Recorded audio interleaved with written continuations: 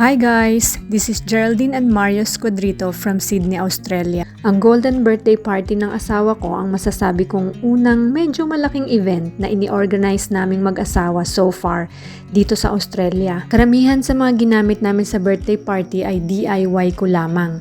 Kung kaya nyo din naman ay better na kayo na lang ang gumawa. Lalo na dito sa Australia, mahal ang mga service fee. So I hope you'll watch it till the very end at kung nagustuhan nyo po ay please like this video and subscribe po sa aming channel for more videos.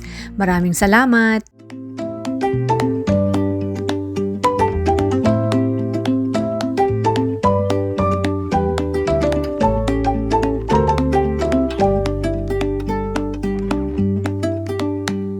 Share ko sa inyo ang ilang ginawa ko at baka makapulot kayo ng ideas. Paano nga ba namin ginawa? Hindi ko din alam. Kidding aside mga friends, ang pinaka-importanting factor po siguro ay ang pagtutulungan ninyong mag-asawa sa kahit anong bagay sa buhay na inyong gagawin. At samahan nyo rin ng mataimtim na pananalangin dahil with God, all things are possible. Unahin na nating pag-usapan yung pinaka nagustuhan nila na ginawa ko for my husband's 50th birthday party. Ito ay yung big number 50 na photo collage. So kung may hidden artistic talent kayo na gaya ko, kayang-kaya ninyo itong gawin. Kailangan nyo lang ng 2 pieces na styro board or in my case, A1 foam board ang nabili ko sa Officeworks na 5mm ang kapal. Collections of photos, cutter, and glue. You have to draw a big number on each foam board and cut it out using a cutter or tinatawag ding blade knife. Then, idikit nyo lang sa na-cut out na numbers ang mga photos base sa ayos na gusto ninyo. So, yung invitation ay nabili ko sa Officeworks.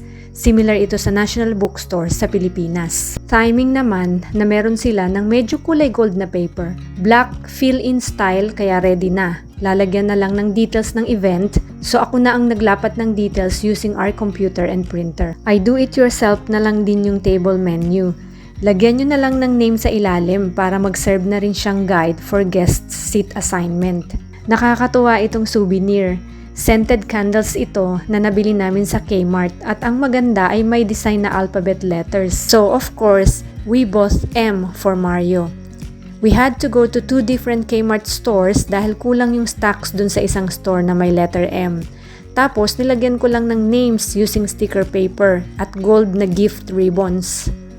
Ang birthday cake at backdrop, syempre mga Mars, hindi na namin kinayang i-DIY. Special thanks to Sister Jenna Lu sa kanyang sweet creative 2-tier cake na ube and mocha flavors. At sa absolutely fabulous event styling for the backdrop. Salamat din sa mga helpful advices and suggestions ng mga friends namin sa mga dapat gawin at mga bagay na dapat i-consider while buying things and services. Super thank you din kay Jaymen na aming naging photographer during this birthday event.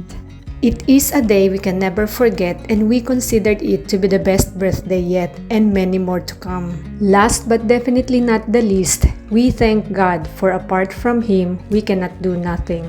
Sa Diyos ang natatangi at pinakamataas na papuri.